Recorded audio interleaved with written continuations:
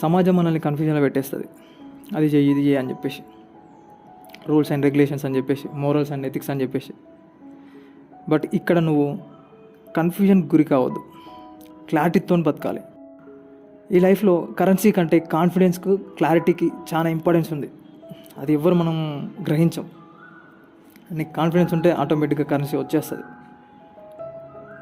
నీకు క్లారిటీ ఉంటే నీ పని నువ్వు తొందరగా చేయగలుగుతావు, కన్ఫ్యూజన్లో చేయలేవు. ఏది చేసినా దాన్ని క్లారిటీతో చేయి, కాన్ఫిడెన్స్తో చేయి. నువ్వు ఏదైతే పట్టుకుంటావో దాంట్లో ఉన్నత స్థాయి, గొప్ప స్థాయికి వెళ్ళాలి. సో ఫోకస్ అంతా దాని మీద పెట్టాలి, నిరంతరం కృషి చేయాలి, దానికి కావాల్సిన సామాగ్రిని సమకూర్చుకోవాలి. ఆ నిరంతర యుద్ధానికి ఆయుధాలను ఎప్పుడు సిద్ధం చేసుకుంటూ ఉండాలి.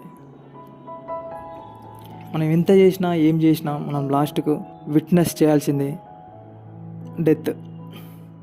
ఇది ఎప్పుడు మనం గమనించుకోవాల్సిందే.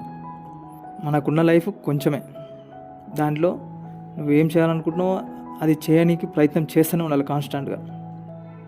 అందరూ లాస్ట్కి చావాల్సిందే, ఇది మైండ్లో పెట్టుకొని మనం బతకాల్సిందే. చావుకు భయపడాల్సిన అవసరం ఏం లేదు. చావు అనేది it is a process of life. మళ్ళీ పుడతామో లేదో తెలియదు. వీలైతే మళ్ళొచ్చే జన్మల జంతువుల పుట్టాలని ఆ దేవుణ్ణి కోరుకుందాం.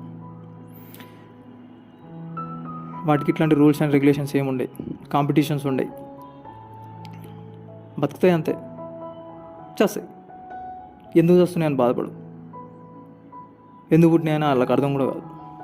సో పుట్టుకలు చావులు అనేవి మన చేతుల్లో ఉండవు, ఎలా బతుకుతాం అనేది మన చేతుల్లో ఉంటుంది.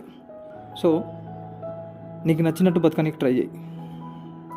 నువ్వు ఎట్లా ఉండాలనుకుంటున్నావో అట్లా ఆ పొజిషన్లో నువ్వు ఉండాలి. అలా ఉండాలంటే ఫస్ట్ నువ్వు